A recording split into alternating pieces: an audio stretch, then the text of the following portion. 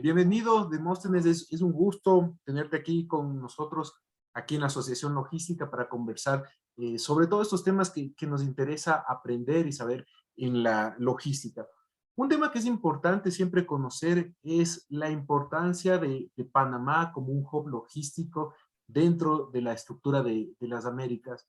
Quisiera que nos puedas compartir un poco qué rol juega Panamá dentro de la logística de las Américas.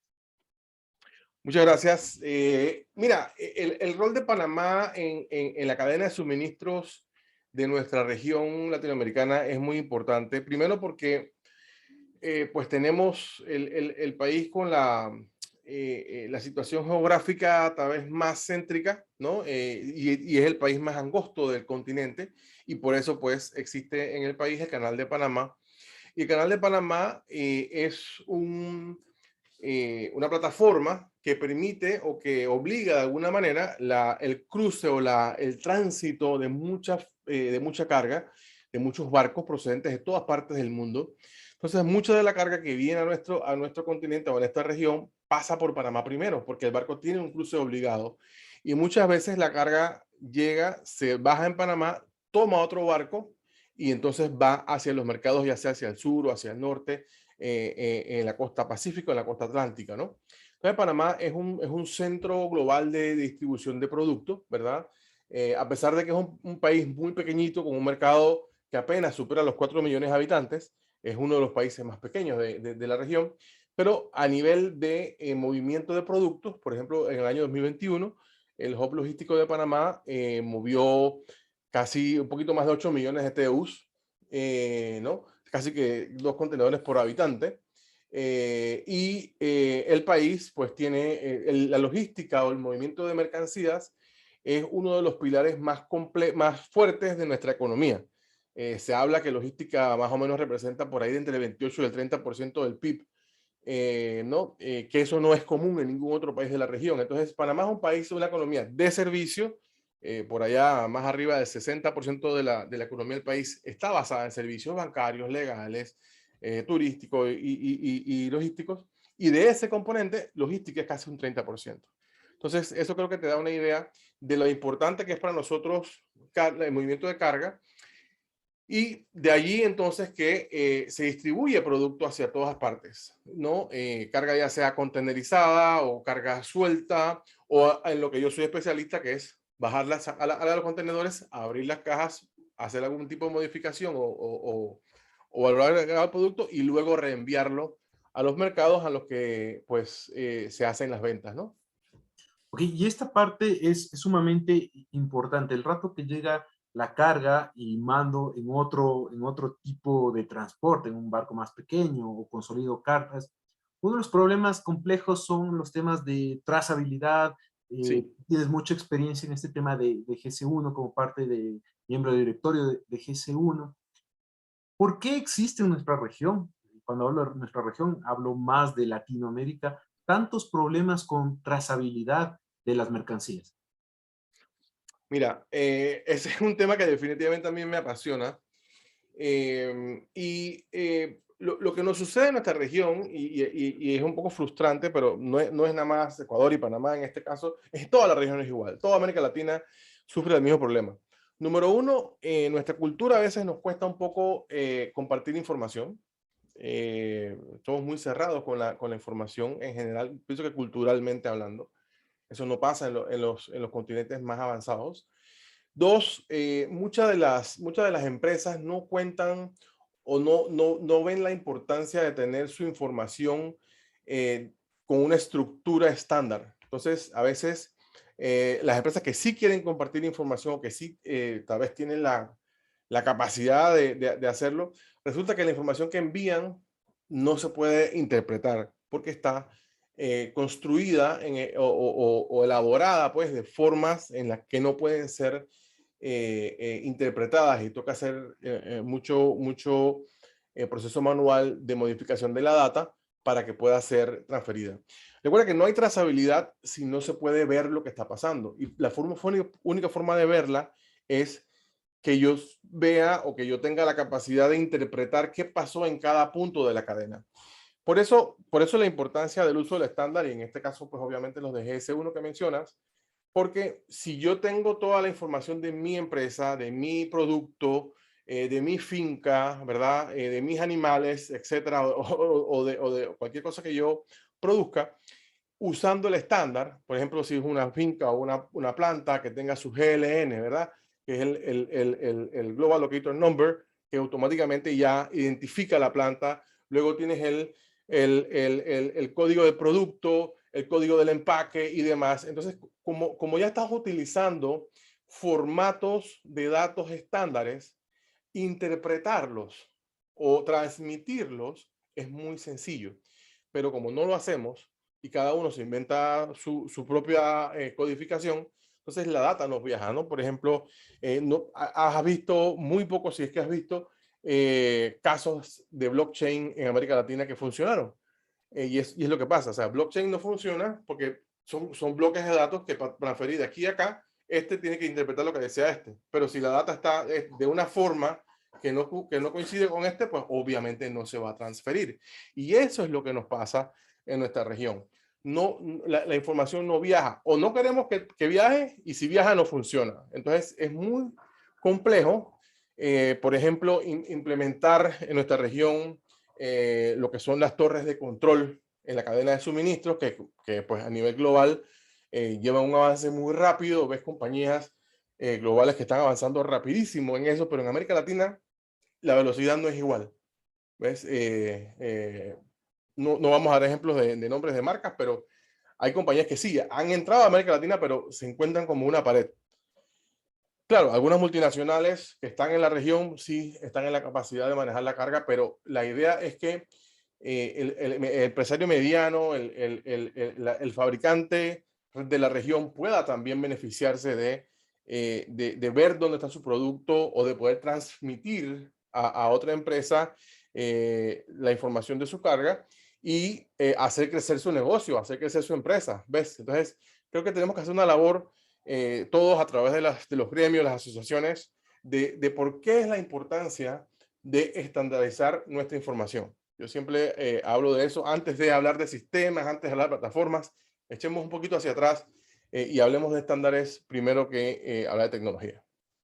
Y un tema adicional realmente importante es el tema de la administración de inventarios. Ustedes administran inventarios Sí. para la región. Aquí la pregunta es, ¿cómo puedo administrar los inventarios de una región teniendo estos problemas de estandarización de información? Bueno, en el caso particular de mi empresa, nosotros sí administramos inventarios de empresas globales a través de tecnología. Afortunadamente, nosotros sí tenemos la data estandarizada.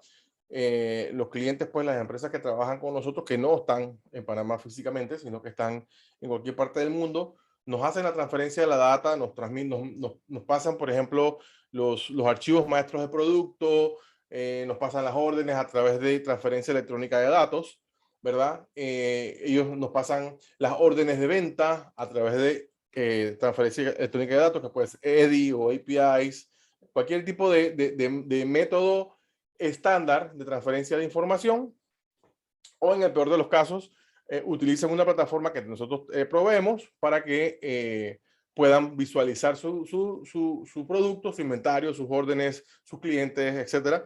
Entonces, tenemos todo el proceso de información bastante, ¿cómo te diría?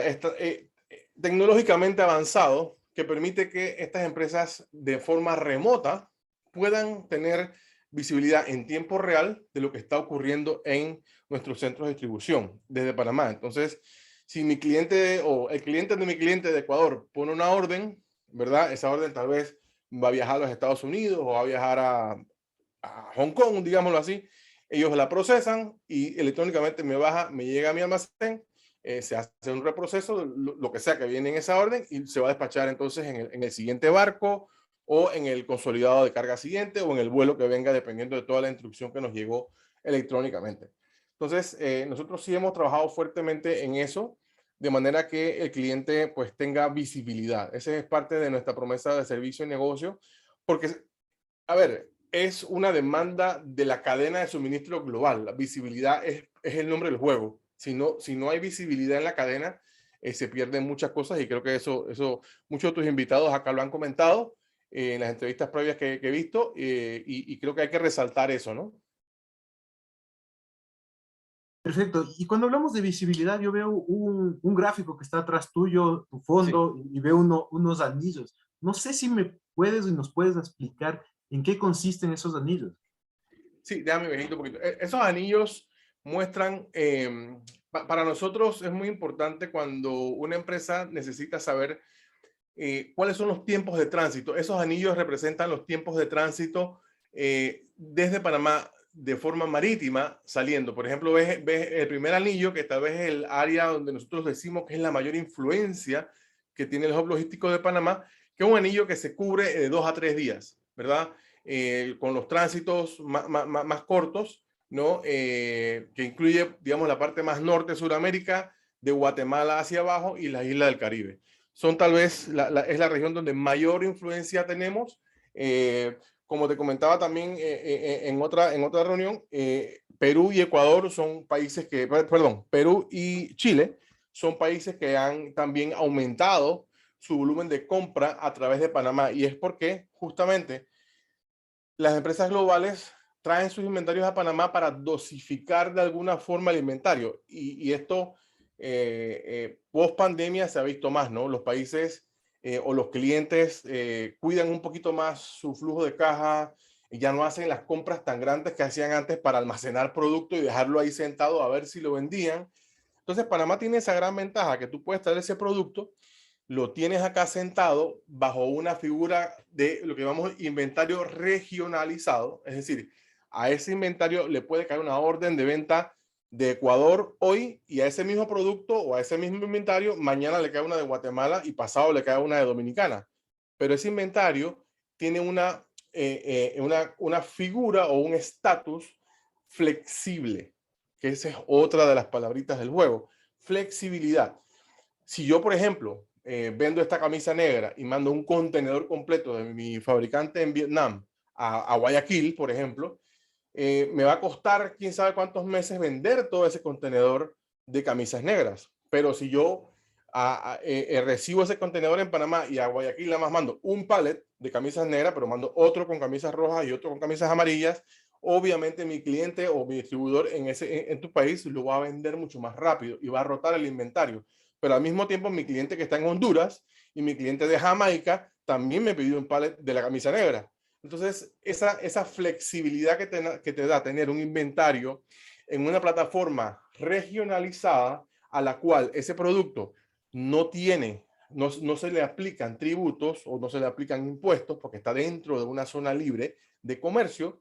Entonces, esa flexibilidad para el dueño de la marca o el fabricante le permite jugar un poquito y apoyar a su cliente en el mejor manejo de los flujos de caja. Es decir, no tengo que comprar tanto si me voy a China a comprar como hubo tal vez unos años antes de la pandemia que comenzaron a irse muchos directos, pero tenés que comprar una cantidad X.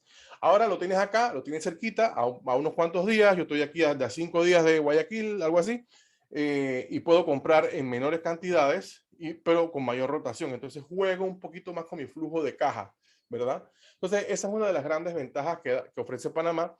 Y obviamente con un operador logístico, con un socio comercial como nosotros, eso te permite pues también, estando en los Estados Unidos, estando en Brasil, puedes administrar ese inventario y hacer ese juego de órdenes, jugar con tu demanda, porque hoy por hoy los pronósticos de venta son muy relativos, o sea, ya antes eran un poquito más exactos o más cercanos, vamos a decir la palabra correcta, hoy no sabemos qué va a pasar. Entonces, Panamá permite minimizar riesgos financieros teniendo el inventario sentado aquí y también amplías tu oferta comercial, porque si ese producto, como te explicaba, resultó que mi cliente del Ecuador no le gustó, a lo mejor a mi cliente de Colombia sí le gusta, o a lo mejor mi cliente de Perú sí le gusta, o a lo mejor yo no vendía nada para Barbados y se me ocurrió irme a Barbados y un cliente me compró el producto y estando en Panamá, lo moví rápidamente a ese mercado y muevo mi producto. Entonces, Panamá es una plataforma logística en todos los sentidos, ¿verdad? Como decía al principio, tienes los barcos, incluso hacia Centroamérica tenemos servicio terrestre que conecta desde Panamá hasta México. Entonces tú puedes comenzar a jugar ¿no? Y los clientes juegan con los modales. Depende de la urgencia. Tú, un producto que te llegó marítimo, lo sacaste aéreo. O haces marítimo-marítimo, o marítimo-terrestre, marítimo-aéreo. Es decir, de eso se trata lo que es un hub logístico, que tú puedas utilizar diferentes modales, diferentes formas, tal vez consolidar con productos de un competidor, pero bajar mi costo. Entonces, esa creo que es la mayor ventaja de utilizar una plataforma tan flexible y tan económicamente buena para hacer negocios a nivel regional. Si tal vez mi mercado es un solo país, tal vez no funciona tanto, nomás son dos, pero si tengo 5 o 6 países en el centro, en el sur y en el Caribe, olvídate, tienes que usar Panamá porque es lo que más te va a convenir económicamente hablando.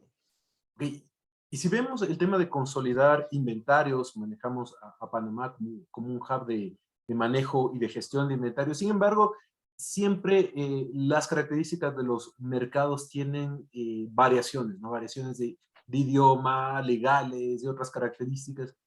Eh, el rato que llega el producto a Panamá, no necesariamente se puede distribuir de la misma manera, tiene que ser customizado. Ese es el Sí. tema de valor agregado dentro de la cadena de suministro. ¿Cómo funciona este tema de valor agregado desde Panamá hacia el resto de la región? Fíjate que es una pregunta muy interesante. A veces cuando, pues lo que yo más hago, más me dedico es a hablar con clientes de empresas multinacionales que al principio ven a América Latina como un mercado, ¿verdad? Interesante, ellos ven las demografías, ven las economías, dicen, ¿sabes qué? Este es un mercado.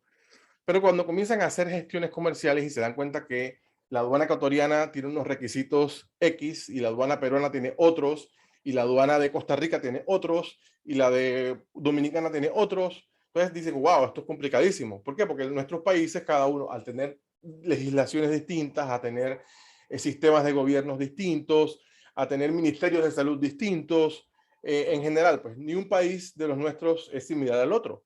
Entonces, ellos dicen, ese tipo de complejidades, ese tipo de barreras no arancelarias, representan para muchas empresas un problema para poder comercializar.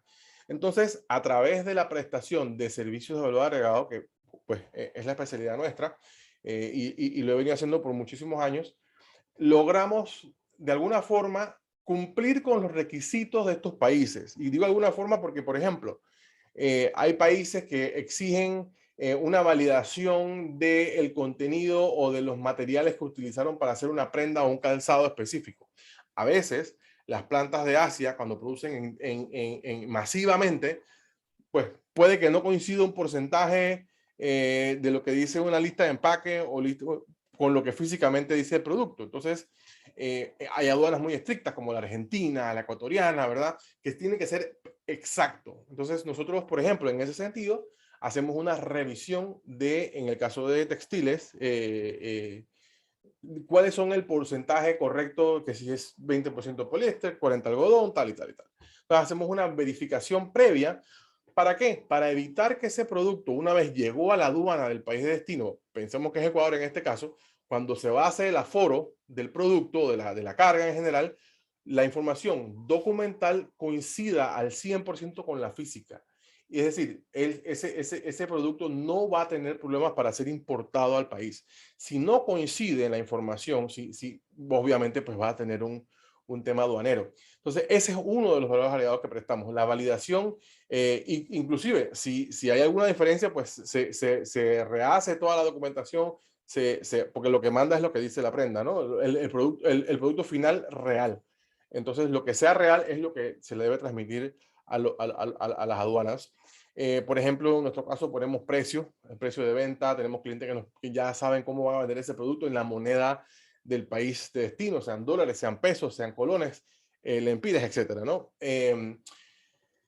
Hacemos reempaques, por ejemplo, si hay productos que por alguna razón comercial, ya digamos, ya no es aduanera, sino propiamente comercial, si el distribuidor, si la marca, si el cliente quiere que el producto vaya con una configuración específica de su mercado, ya sea a través de una gran superficie comercial, que quiere que se le venda a su forma, o entonces eso se hace, ¿no? Entonces, de alguna manera eh, prepara o se customiza ese producto para que cumpla con requisitos comerciales también, que tal vez el que me pide Ecuador no es el mismo que me va a pedir El Salvador, o no es el mismo que me va a pedir Jamaica. Son distintos. Es el mismo producto, pero con configuraciones diferentes por temas ya sea aduanales o comerciales o de mercado en general.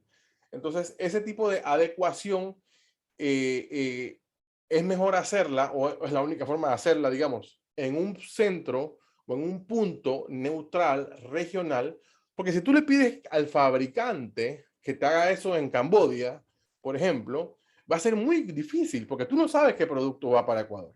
Tú no sabes qué producto vas a vender en Colombia o en Nicaragua. No tienes idea. Entonces, tú sí sabes cuando el producto ya está acá, cerquita nuestro, ok, a ese producto o a ese lote de productos o a esa orden que va para Costa Rica, necesito que este producto lleve esta configuración, el empaque, la documentación, las etiquetas, etcétera. De forma que se cumpla con un requisito comercial de ese país o de ese cliente, porque a veces el trabajo de reempaque o de etiquetado se hace, como te decía, por temas comerciales y no por temas gubernamentales, pues. Y lo que estamos viendo aquí continuamente es ese término requisitos, ¿no? Los requisitos para Sí. distintas zonas, el manejo de los requisitos aduaneros, legales, comerciales, y esto, sin lugar a duda, afecta a los sistemas de compras, a la gestión de compras que tienen las organizaciones. Y aquí viene una consulta. ¿Cómo podemos manejar dentro de la región, tal vez apoyándonos con un hub logístico o apoyándonos entre los distintos países, cómo podemos mejorar la gestión de compra de nuestros países para evitar todos los errores que son tradicionales de la cadena de suministro, sea que llega el equipo o el producto fuera de especificaciones, de cantidades inadecuadas, fuera de tiempo, etcétera? ¿Cómo mejoramos esa gestión de compras? Yo creo que la respuesta está directamente relacionada con lo que hablamos al principio, estándares. Ante la ausencia de estandarización en general, digámoslo así, en nuestras cadenas de suministro, pasan esas cosas. Eh, por ejemplo, tú ves incluso las etiquetas, por ejemplo, cuando te llega una carga de Europa, ¿no? Todas las etiquetas de la carga son iguales, con información distinta obviamente, pero la estructura de la etiqueta es la misma. Esa es una etiqueta logística, un código SSCC de GS1, porque Europa es full estándar. Entonces, por eso es fácil mover producto entre los países de la comunidad, porque se confía en la información, pero en nuestros países no. En nuestras aduanas, en la gran mayoría, no así en todas, pero creo que en la gran mayoría, existe una discrecionalidad de aduanera, por ejemplo, para los productos. O sea, no hay una base de datos que aduanas diga, ok, yo chequeo este producto y sé que cumple con la norma. Eso no pasa en nuestros países, ¿verdad? Entonces, claro, todo eso impacta directamente la parte de compras, la parte de en los tiempos, tal vez no entran por ahí porque, bueno, ahora los tiempos de tránsito se afectan por otros temas, pero yo creo que en la estandarización de nuestras empresas, de nuestros procesos, está la clave para resolver muchos de los problemas que tenemos hoy por hoy, que si tú te vas, como te digo, pues a entender un poco cómo funcionan las cadenas en otro tipo de mercados, vas a ver que no tienen esos problemas que tenemos nosotros. Y es precisamente por eso, ¿no? Sobre todo, creo que el mejor ejemplo es el caso europeo, de que se puede mover carga y productos entre aduanas, porque si te fijas, ellos hasta los contenedores llevan las etiquetas estándares, el contenedor, el pallet, la caja, la unidad, todo, o sea, por escáner, que por donde pase ese producto, ya sea aduana, ya sea una entidad de agricultura, ya sea incluso una parte comercial, ese código se lee y se interpreta correctamente.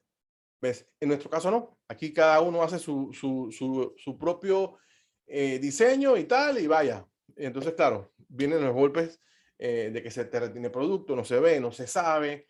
Entonces, claro, yo pienso que por ahí es donde tenemos que trabajar todos en ir avanzando hacia la estandarización. Inclusive, me iría un poquito más allá, y es que apegarnos no sé si viste un documento, una caja de herramientas de estándares que publicó la Organización Mundial del Comercio hace muy poco, hace un mes y pico, donde se listan todos los estándares de los procesos logísticos globales.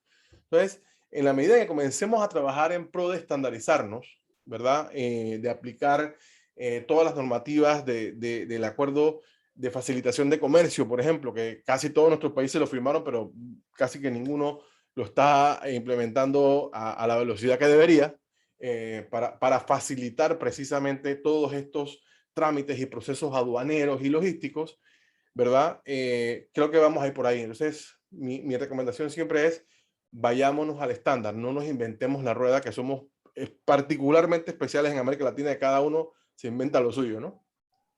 Perfecto, y eso es clarísimo, el tema, creo que con Latinoamérica es el mundo de la creatividad, a veces excesiva, en donde no debemos dentro de la cadena, pudiendo tomar estándares. Pero ¿cómo comenzamos esto? Es un tema de cultura para la organización, es un tema de cultura de los 100%. países, pero ya independientemente cada empresa tiene que dar sus pasos. ¿Por dónde recomiendas tú que comencemos a tomar este tema de estándares? Mira, para mí el punto de partida lógico es la academia. Comenzar a capacitar al estudiante, tú que estás en la parte académica, y obviamente yo también estoy muy relacionado con la academia, vemos el creciente interés en todos nuestros países de estudiantes yendo a aprender comercio exterior, yendo a aprender logística. Pero este tema en particular es un tema que poco se enseña. Si te das cuenta, poco se habla de eso. Vamos a los Incoterms y vamos a los modales y pero el tema de estándar casi no se enseña. Y al final es la piedra que tenemos todos en el zapato, ¿verdad? Entonces yo creo que impulsar el conocimiento de los estándares globales de comercio, de los sistemas de gestión, por ejemplo, debe ser parte integral de los planes educativos de cualquier carrera relacionada con comercio exterior, porque de esa forma, ya tal vez los que estamos más viejos nos va a costar un poco más, somos más cabezas duras, ya estamos hechos a la vieja usanza, pero y la transformación va a ser más difícil, pero si agarramos a la nueva generación y comenzamos a trabajar, y ellos entienden la importancia, y lo interesante de esto es que fíjate, el joven, producto de la circunstancia y de lo digitalizado que está, para él va a ser fácil entenderlo. O sea, él hoy por hoy utiliza EDIs, ya en todo lo que hace, no lo sabe que se llaman así, en transacciones bancarias, utiliza inteligencia artificial, utiliza aprendizaje de máquinas todos los días en su Instagram, en su Spotify, en cualquier aplicación que use, ya está usando tecnología. Entonces, de alguna forma más sencillo explicar cómo estas plataformas manejan tanta información, y es porque obviamente usan estándares, ¿no? Entonces, yo creo que hay que irnos por allí, y claro, hacer docencia en las asociaciones, hacer concientización de nosotros, pues los que ya somos un poco más veteranos también, de por qué es la importancia de por qué dinamizar más nuestros sistemas logísticos, porque al dinamizarlos también creamos impactos positivos en las economías de nuestros países, ¿verdad? Eliminamos focos de corrupción o tú sabes, las discrecionalidades que mencionaba antes se van a ir perdiendo poco a poco si comenzamos a trabajar de una forma ordenada y estandarizada.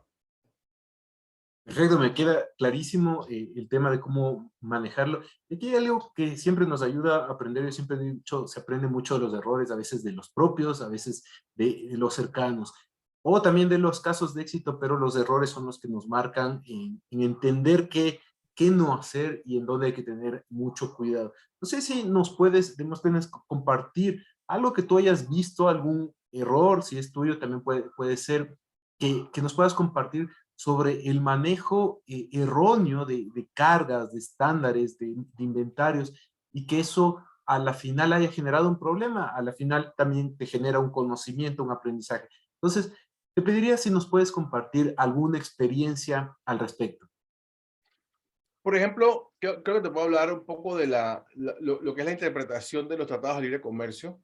Creo que es un caso muy interesante, tal vez un poquito profundo, pero a veces para que las cargas o los embarques cumplan con los acuerdos de libre comercio entre países, ¿verdad?